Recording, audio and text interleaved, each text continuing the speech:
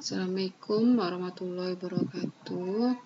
Kita lanjutkan penjelasan tentang mineral. Hari Rabu kemarin kita kan sudah bahas tentang mineral mikro, yaitu mineral yang sedikit dibutuhkan oleh tubuh seseorang. Nah, kali ini kita akan bahas tentang mineral makro. Tujuan dari pembelajaran kali ini yaitu kita mengetahui tentang definisi dan klarifikasi dari mineral makro tersebut. Kemudian struktur, fungsi dan metabolisme masing-masing dari mineral makro. Nah, mineral makro ini sebagai kita ketahui bahwa mineral yang paling banyak jumlahnya dibutuhkan oleh seseorang. Ada beberapa jenis di sini mineral makro, yaitu yang pertama adalah natrium, ada fosfor, ada magnesium, ada belerang, klor, dan kalium dan kalsium. Nah, di sini ada 7 jenis dari mineral makro tersebut. Nah, kita akan bahas masing-masing di sini fungsi dan metabolismenya di tubuh seseorang. Di sini ada beberapa fungsi dari natrium. Yang pertama kita bahas natrium ya. Di sini ada beberapa fungsi dari natrium. Yang pertama itu menjaga keseimbangan asam basa di dalam tubuh seseorang. Natrium berpartisipasi dalam keseimbangan asam basa dengan cara bergabung dengan radikal bikarbonat. Natrium ada dalam kombinasi dengan berbagai anion, khususnya adalah klorida dan bikarbonat. Nah, itu dia cara menjaga keseimbangan asam basa di dalam tubuh seseorang. Yang kedua yaitu berperan dalam mengatur kepekaan otot dan saraf, berperan dalam transmisi saraf yang menghasilkan terjadinya kontraksi uterus. Natrium mampu membuat membran menjadi permeabel. Sementara itu, transmisi saraf dan kontraksi otot melibatkan pertukaran antara natrium ekstraseluler dan kalium intraseluler. Hanya sejumlah kecil kalium yang beredar dalam intraseluler.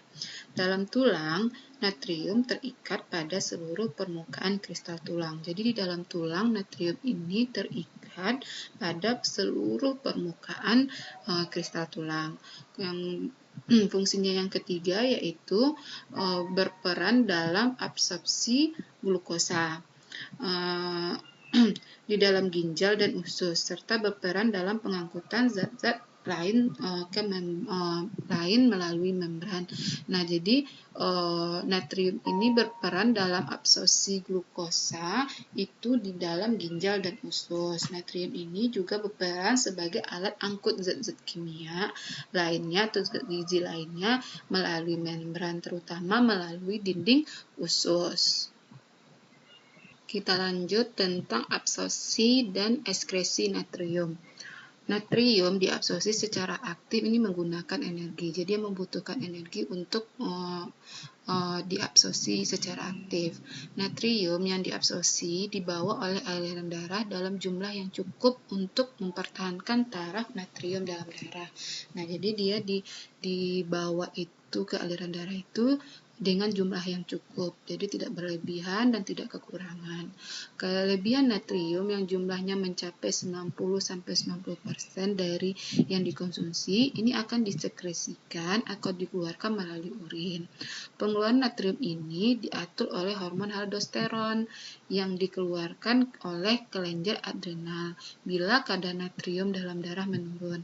Nah, jika kadar natrium dalam darah itu menurun, maka kelenjar adrenal akan mengeluarkan natrium, kemudian diatur oleh hormon aldosteron. Aldosteron ini akan merangsang ginjal untuk mengabsorpsi kembali natrium. Dalam keadaan normal, natrium yang dikeluarkan melalui urin sejajar dengan jumlah natrium yang dikonsumsi. Jadi, natrium yang berada pada urin atau yang dikeluarkan oleh urin ini sama jumlahnya dengan natrium yang dikonsumsi. Jadi, semakin tinggi natrium yang dikonsumsi, maka natrium di dalam urin juga akan semakin tinggi. Nah, itu dia absorpsi dan ekskresi natrium. Nah, di sini dapat dilihat nih gambarnya, bagaimana proses natrium sebagai permeabel sel. Nah, di dalam sel ini dia membutuhkan energi untuk melakukan atau untuk mentransportasi natrium ke tubuh ke sel masing-masing. Nah, di sini dapat dilihat fungsi natrium merangsang fosforilasi oleh ATP. ATP ini adalah energi. Yang pertama itu natrium di sitoplasma. Ini natrium yang ada di sitoplasma ini dan protein merangsang fosforilisasi oleh ATP. Jadi natrium dan protein ini akan merangsang fosforilisasi oleh ATP. Kemudian fosforilasi menyebabkan protein ini berubah bentuk. Jadi fosforilasi ini akan merubah bentuk protein ini. Kemudian dengan mengubah bentuk, maka natrium lepas karena dia berubah bentuk. Ini kan proteinnya berubah bentuk nih. Nah, karena dia berubah bentuk, maka natriumnya lepas. Dikeluarkan ke sel dan diikat. Kemudian kalium dari luar sel diikat. Jadi natrium dan kalium itu berikatan di luar sel. Kemudian ikatan kalium ini merangsang dilepasnya kelompok fosfat. Dengan ikatan kalium itu akan merangsang keluarnya kelompok fosfat. Ini fosfat yang peta-peta ini fosfat ya. Kemudian hilangnya fosfat mengembalikan bentuk protein seperti semula. Jadi hilangnya fosfat itu akan mengembalikan bentuk protein seperti semula. Begitulah seterusnya proses natrium merangsang fosforilasi oleh ATP. Kita lanjut ke kalsium. Kalsium ini merupakan mineral yang terbanyak terdapat di seluruh tubuh. Jadi 1-2% per berat badan orang dewasa itu kalsium yang ada di dalam tubuh seseorang. Fungsinya ada 3, yaitu sebagai pembekuan darah, pembentukan tulang dan gigi, kemudian penerimaan dan transmisi. Sumber dari kalsium ini kita dapatkan dari susu, sayur, udang, kuning telur, dan masih banyak makanan yang mengandung kalsium. Absorpsi dan sekresi kalsium. 30-50% kalsium ini yang dikonsumsi diabsorpsi oleh tubuh. Jadi seandainya kalian mengkonsumsi itu 100%, maka yang diabsorpsi itu cuma 30-50%. Nah, absorpsi yang paling tinggi, penyerapan kalsium yang paling tinggi ini terjadi pada masa pertumbuhan dan pada laki-laki. Jadi, laki-laki ini lebih tinggi mengabsorpsi kalsium dibandingkan pada perempuan.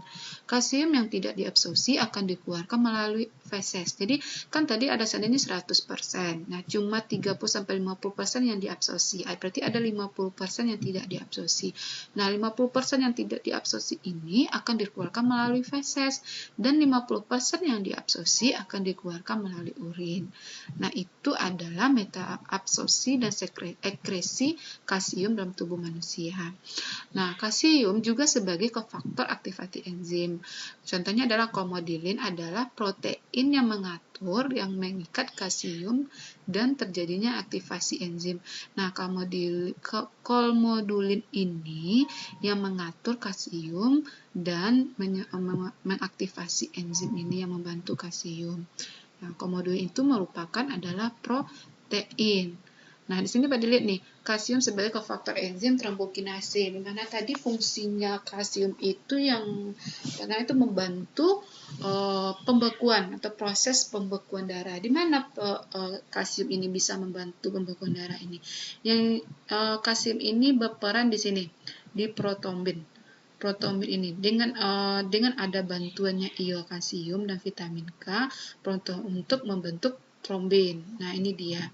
Nah, disinilah peran kalsium di sini. Jadi membantu protombin membentuk menjadi trombin. Nah, itu peran dari kalsium.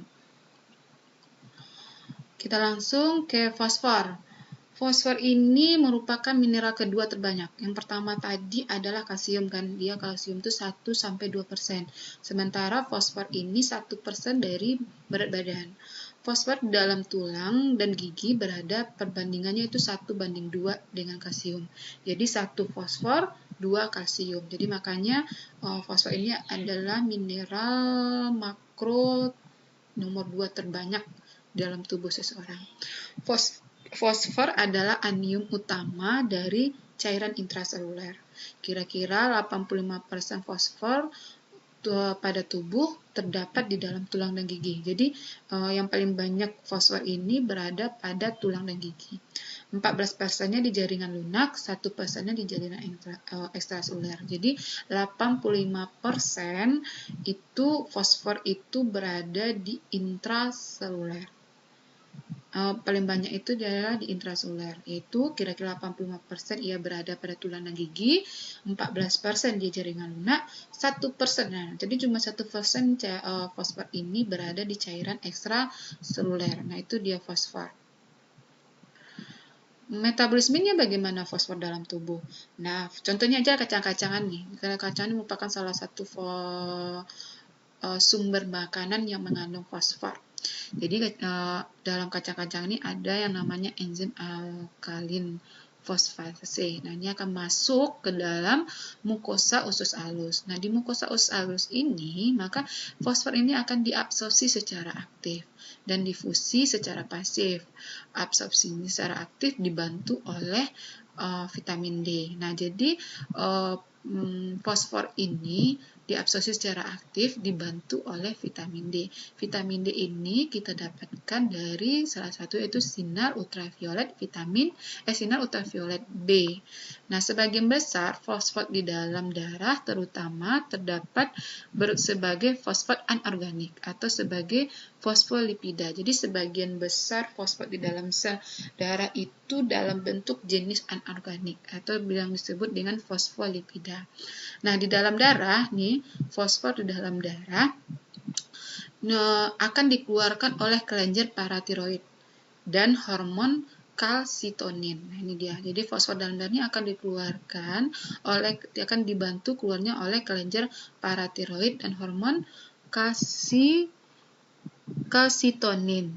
Nah, kedua hormon tersebut berinteraksi dengan vitamin D untuk mengontrol jumlah fosfor yang diserap. Jadi kedua ini bekerja sama dengan vitamin D untuk mengontrol jumlah fosfor yang diserap. Jadi juga tidak terlalu banyak fosfor yang diserap oleh tubuh manusia atau tubuh seseorang.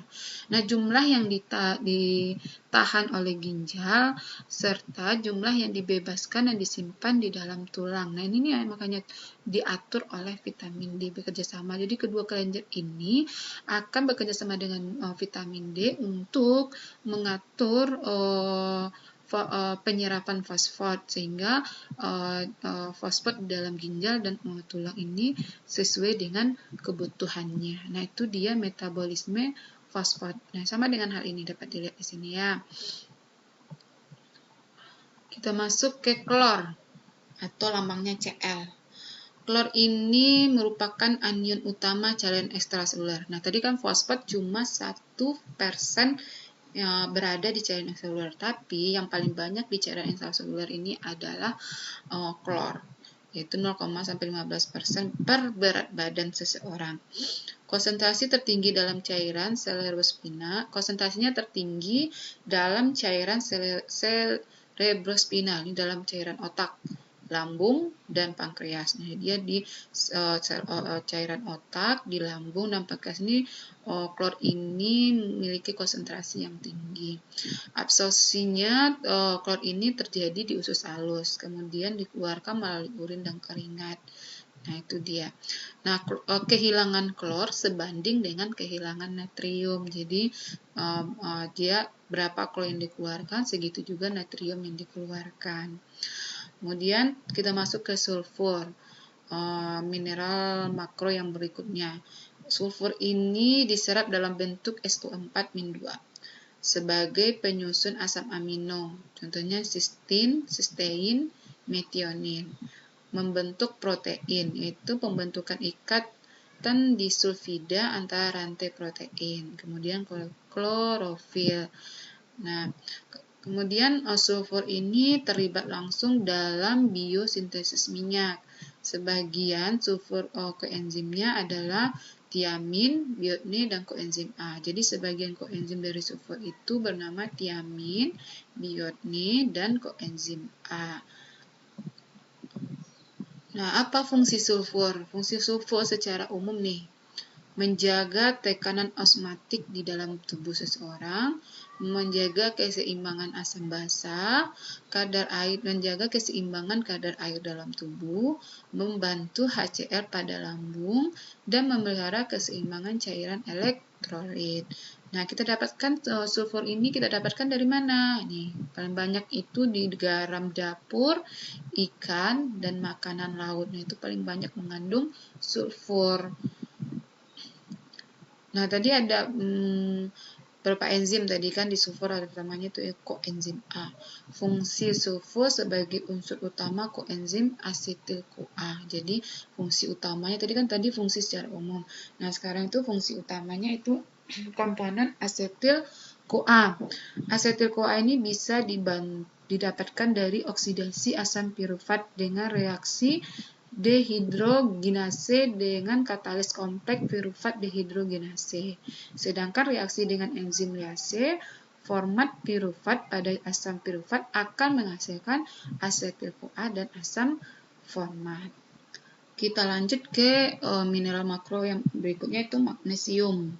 Ini dapat dilihat nih struktur magnesium atau jenisnya, yaitu ada klorofil, ada hemoglobin. Ya, magnesium adalah kation nomor 2 paling banyak setelah natrium. Jadi kalau kan natrium itu adalah kation, magnesium juga kation. Sementara tadi adalah fosfor dan klor itu adalah anion. Kalau fosfor itu banyak di intraseluler, klor itu berada banyak di ekstraseluler. Nah, magnesium ini nomor 2 terbanyak kation dalam tubuh setelah natrium. Di dalam intraseluler, magnesium dalam tubuh sebagian besar terdapat dalam tulang dan gigi. Jumlah jaringan otot mengandung lebih banyak magnesium daripada kalsium. Nah, kalau pada kalsium kan lebih banyak pada tulang dan gigi kan, terutama pada tulang. Sementara magnesium ini paling banyak itu berada pada otot. Sedangkan dalam darah mengandung banyak kalsium daripada magnesium, dalam tulang maupun dalam darah. Magnesium di alam merupakan bagian dari klorofil daun. Jadi magnesium di alam itu magnesium itu banyak pada daun, makanya ada klorofil ini. Ya, peran magnesium dalam tumbuhan sama dengan peran zat besi dalam ikatan hemoglobin di dalam darah manusia, yaitu untuk pernapasan. Jadi klorofil ini kan pada daun, sementara pada tubuh manusia itu dalam hemoglobin. Jadi perannya di klorofil pada daun ini sama perannya pada hemoglobin pada seseorang, itu magnesium, itu sebagai pernafasan. Mineral makro yang terakhir kita bahas adalah kalium. Kalium ini merupakan ion yang bermuatan positif. Kalium terutama terdapat di dalam sel, jadi dia paling banyak itu dalam sel ya. Perbandingan natrium dan kalium di dalam cairan intraselulur itu 1:10. Jadi 1 natrium, 10 kalium. Jadi banyak dia di dalam intraseluler. Sedangkan di dalam cairan ekstraseluler, 28:1. Jadi dia natriumnya lebih banyak daripada kaliumnya. Jadi kalium ini banyaknya ada di intraseluler, sementara natrium itu banyaknya itu berada di dalam ekstraseluler. Sebanyak 95% kalium tubuh berada di dalam cairan intraseluler seperti tadi diomongin ya. Fungsinya sama dengan natrium, yaitu sebagai pemeliharaan keseimbangan cairan dan elektrolit serta keseimbangan asam basa. Kenapa? Dalam keseimbangan keseimbangan asam basa ini kalium ini bekerja sama dengan natrium. Nah, itulah penjelasan tentang mineral makro. Demikianlah sebelumnya. Ibu ucapkan terima kasih. Assalamualaikum warahmatullahi wabarakatuh. Bagi yang tidak paham bisa komen di bawah ini.